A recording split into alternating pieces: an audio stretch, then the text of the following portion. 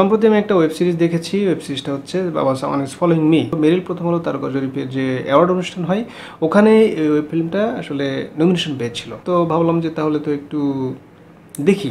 তো আমি যেটা করলাম, বিঞ্জের যে ইউটিউব চ্যানেল রয়েছে ওদের ওখানে এই ওয়েব ফিল্মটা রয়েছে, আপনি চাইলে দেখে নিতে পারেন। তো ওখানে দেখলাম যে তাসনিয়া ফারিন, তার বাবা হচ্ছে শহীদুজ্জামান সেলিম, একজন লেখক। তাসনিয়া ফারিন অস্ট্রেলিয়াতে থাকে, সে একটা জায়গায় জব করে, একটা স্টোরে।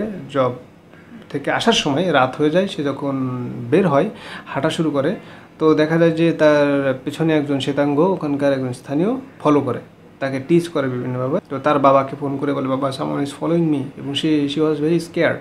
বাবা বাংলাদেশে, তার মেয়ে হচ্ছে অস্ট্রেলিয়াতে। তো একজন বাবা এই সংবাদ শুনলে কতটা বেশি অসহায় হয়ে যায়, তো চিন্তা করতে পারছেন। তো একজন বাবা হিসেবে এদিক থেকে সে তার পক্ষে যতটুকু করা সম্ভব ছিল তার চেয়ে বেশিই তিনি করার চেষ্টা করছিলেন।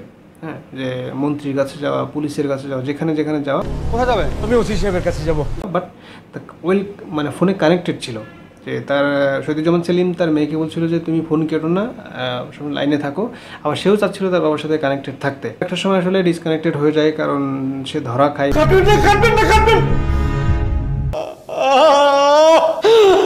1 ঘন্টা 10 মিনিটের একটা ওয়েব ফিল্ম। তো এটাকে কেন্দ্র করেই মূলত কাহিনী আগাতে থাকে। এর সাথে যুক্ত হয় পুলিশ, সিআইডি অফিসার, মেয়ের প্রাক্তন প্রেমিক যুক্ত হয়। সব মিলিয়ে আস্তে আস্তে অনেকগুলো ক্যারেক্টার এর সাথে যুক্ত হয় প্রয়োজন অনুযায়ী। তো ফাইনালি যেটা হয়, সমস্যাটা বাংলাদেশ থেকে সমাধান করা হয়। দেখা যায় যে যে লোকটি আসলে তাসনিয়াকে ফলো করছিল, সে লোকটি ছিল আসলে ভাড়াটে খুনি।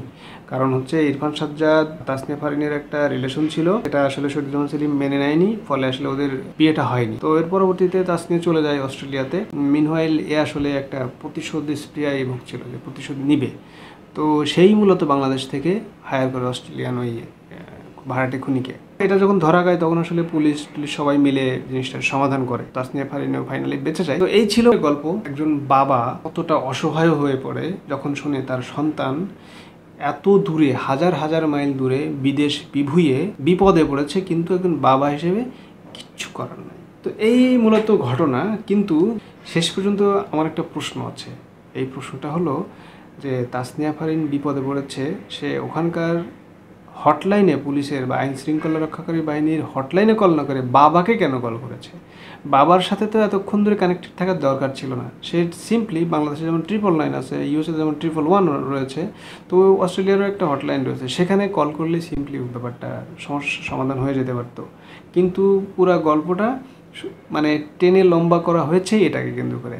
একটা সহজ সমাধানকে কিভাবে জটিল করা হয়েছে। হাউএভার এটা ডিরেক্টর হচ্ছেন Shihab Shahin, everything is okay. But একটা প্রশ্ন তো থেকেই যায় যে সে কেন ওখানকার লোকাল ফোন নাম্বারে কল করে হেল্প চাইল না? সে কেন এতক্ষণ ধরে বাবার সাথে কানেক্টেড থেকে নিজের বিপদ আরও বাড়িয়ে নিল?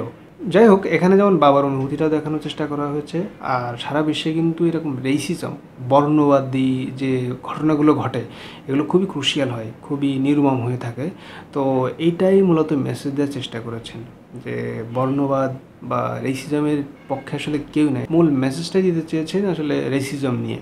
তো ঠিক আছে, এর মেসেজটা ডেফিনেটলি অডিয়েন্সরা ঠিকঠাক মতোই পেয়েছে, আমিও পেয়েছি। সুন্দর একটা ওয়েব সিরিজ, আপনাদের দেখলে ভালো লাগবে। সবাই চমৎকার অভিনয় করেছে এখানে, কারণ সবাই তুখোড় অভিনেতা ছিল। যদি দেখে থাকেন তাহলে আপনার কাছে কেমন লেগেছে জানাবেন, অথবা আমি এতক্ষণ যে কথাগুলো বললাম, যে প্রশ্নগুলো করলাম, সেগুলো যদি ইলজিক্যাল হয় তাহলেও সেটা নিয়ে আমরা আলোচনা করতে পারি কমেন্টে, এটাও লিখবেন। তো এই ছিল আজকের ভিডিও। পরবর্তী ভিডিওতে আবার দেখা হচ্ছে। আল্লাহ হাফেজ।